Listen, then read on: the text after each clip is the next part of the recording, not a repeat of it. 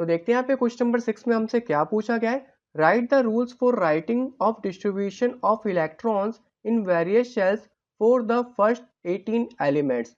तो first 18 elements में हमें यहाँ पे इलेक्ट्रॉन्स किस तरीके से डिस्ट्रीब्यूट होते हैं सेल्स में, वो हमें यहाँ पे बताना है। तो हमारे पास यहाँ पे 3 शेल की बात हो रही है, तो यहाँ पे कौन से होंगे, KLM। तो इसमें हम यहाँ पे इसका अरेंजमेंट बताएंगे, या इसका इलेक्ट्रॉनिक डिस्ट्रीब्यूशन बोल सकते हैं, या इसका इलेक्ट्रॉनिक कॉन्फ़िगरेशन भी बोल सकते हैं। तो इसका यहाँ पे क्या रूल होता है, हम उसको यहाँ पे के शेल में कितने इलेक्ट्रॉन्स डालते हैं, एल में कितने डालते हैं, एम में कितने डालते हैं, वो हमें यहाँ पे कैसे पता चलता है, वो हम यहाँ पे डिस्कस करेंगे। तो सबसे पहले मैं आपको बताना चाहूँगा, जो यहाँ पे अरेंजमेंट ऑफ इलेक्ट्रॉन होता है अलग अलग शेल में, उसको हम यहाँ पे क्या बोलते हैं, electronic configuration of the element बोलते हैं।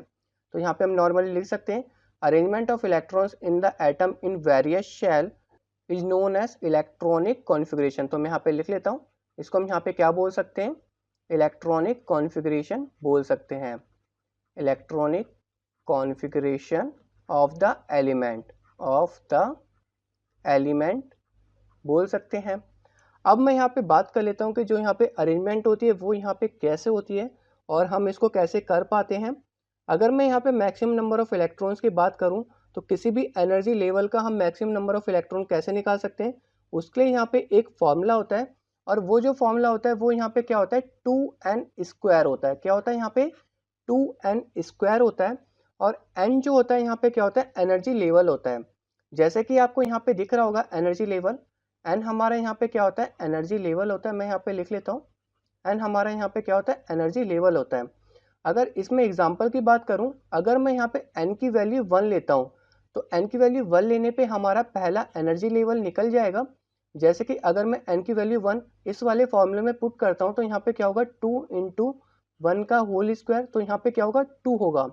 इसका मतलब जो यहाँ पे के शेल है उसमें हमारा मैक्सिमम नंबर ऑफ इलेक्ट्रॉन कितना आ पाएगा, यहाँ पे 2 आ पाएगा। सेम अगर मैं यहाँ पे सेकंड की बात करूँ, अगर मैं n इक्वल टू 2 लेता हूँ और ये वाली वैल्यू फॉर्मूला में पुट करता हूँ, तो यहाँ पे हमारा क्या आएगा, 2 इंटू 2 का होल स्क्वायर। तो यहाँ पे हमारा कितना हो जाएगा, 8 हो जाएगा। तो इसका मतलब जो हमारा एल शेल है उसमें हमारे मैक्सिमम नंबर ऑफ इलेक्ट्रॉन्स कितने आ पाएंगे, 8 आ पाएंगे। सेम हम यहाँ पे थर्ड का भी निकाल पाएंगे, फोर्थ का भी निकाल पाएंगे, और ऐसे फर्दर ऑन आगे तक हम यहाँ पे निकाल पाएंगे। तो ये फॉर्मूला हमें यहाँ पे याद रखना है, किसी भी सेल में कितने मैक्सिमम नंबर ऑफ इलेक्ट्रॉन्स आ सकते हैं। अब बात कर लेते हैं यहाँ पे सेकंड पॉइंट की। किसी भी एटम का जो आउटर मोस्ट शेल होता है उसमें 8 इलेक्ट्रॉन से ज़्यादा नहीं आएंगे, जबकि उसकी कैपेसिटी ज़्यादा क्यों ना हो। मान लो जैसे कि यहाँ पे हमारा एम में क्या कैपेसिटी इसकी 18 इलेक्ट्रॉन्स की है, पर इसमें 8 से ज़्यादा इलेक्ट्रॉन्स यहाँ पे नहीं आएंगे। क्या होंगे, इसके जो आउटर मोस्ट ऑर्बिट है, मान लो कि इसमें हमारा यहाँ पे क्या हो रहा है, इसमें 9 इलेक्ट्रॉन्स आ रहे हैं।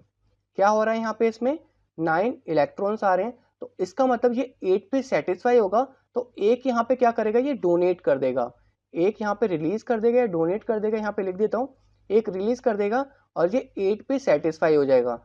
तो कुल मिला के हम इसको यहाँ पे ऐसे समझ सकते हैं, जो हमारा आउटर मोस्ट ऑर्बिट है वो यहाँ पे 8 इलेक्ट्रॉन्स लेने के बाद वो यहाँ पे क्या होगा, फुल्ली सेटिस्फाई हो जाएगा। और वो 8 से ज़्यादा वहाँ पे उसकी कैपेसिटी होने के बावजूद वो यहाँ पे एकोमोडेट नहीं कर पाएगा। अब बात कर लेते हैं इसके लास्ट पॉइंट की।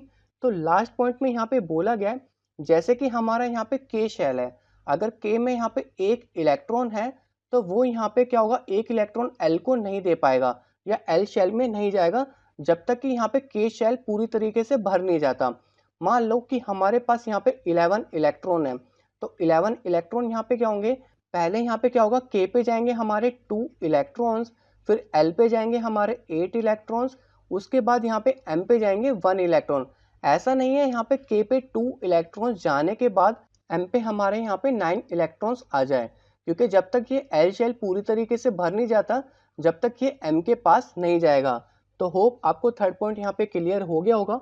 मैं एक बार आपको फिर से बता देता हूँ, जैसे कि हमारे पास यहाँ पे 11 इलेक्ट्रॉन्स हैं, तो 11 इलेक्ट्रॉन सबसे पहले यहाँ पे के शेल को भरेंगे, उसके बाद एल को भरेंगे, एल के बाद अगर बचता है तो एम के पास जाएंगे। ऐसा नहीं है यहाँ पे के भरने के बाद सीधा एम शेल के पास चले जाएं। इसको सबसे पहले यहाँ पे के को भरना पड़ेगा, एल को भरना पड़ेगा, उसके बाद ही आगे जा पाएंगे। होप आपको यहाँ पे इसके अरेंजमेंट समझ में आ गए होंगे। अगर फिर भी कोई प्रॉब्लम रह जाती है तो आप मुझे कमेंट सेक्शन में कमेंट कर सकते हैं।